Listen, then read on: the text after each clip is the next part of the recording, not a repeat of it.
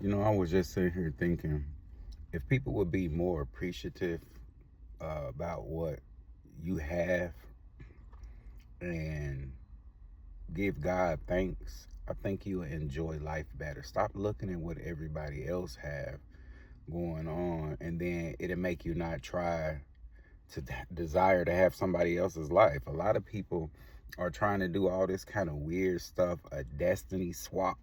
Why would you desire to be somebody else? Why would you desire to take something somebody else have?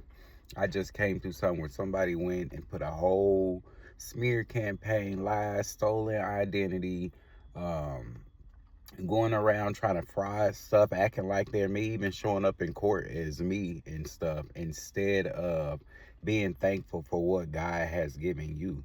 Y'all always say if life throw you lemons, make lemonade out of it. Why don't you just go make a lemonade stand or something? But if you show more appreciation to God, He'll give you more. He said he dwells and he inhabits in the praises of his people. That means he lives in praise. That's his address. That's where he stays. So if you begin to praise him more, thank him for what he's already done, maybe he'll give you more. Maybe he can trust you with more.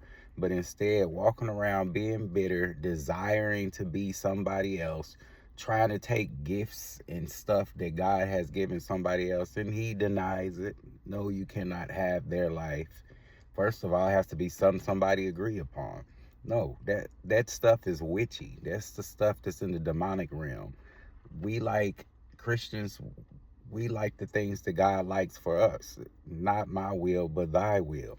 Like a lot of people are confused. Y'all probably need to get off of social media. Stop looking deep into other people's lives. If you're going to look at somebody, look to learn from them, not to take what they have, not to try to actually become the person, and definitely not to try to trick them out of something that God has given them. And then you can't trick God. God has already predestined our life before we got here. Start praising him for where he's got you and what he's given you already and where you're headed to. He put you in that lane for a reason. That maybe you couldn't handle some of the things that we could handle. Maybe I can't handle what you could handle. Whatever the case may be, start praising him for what you got. Be thankful. He didn't even have to give you what you have now. But if you don't like something about your life, change it. If it requires more, do more. Some of y'all just need to get up and shake it off. Stop holding on to things that did not work in your past. That's what a lot of the problem amount to. And stealing. Stop stealing. Go sow more seeds. Go do something different, but stay in your lane. Stay out of everybody else stuff. But God says, destiny swap denied. You can't have nothing I've given any one of my children, especially not their gifts and their talents. Go back to school. The authority. You don't know what we went through. You don't know what I've been through to get what I have. You don't know what I sacrificed.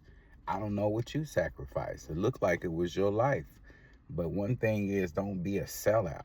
Don't be a sellout, especially us who is Christians.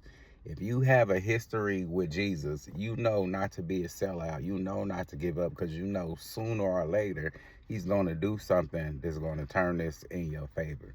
You don't have to worry about what everybody else is doing, what they got going on. Wait on your time. He got you. But your destiny swap, desire, denied. No. Wait on God. Pray. Be thankful. Don't try to get somebody else's life, and stop making up lies on people. Stop trying to live somebody else's dream. Get your own.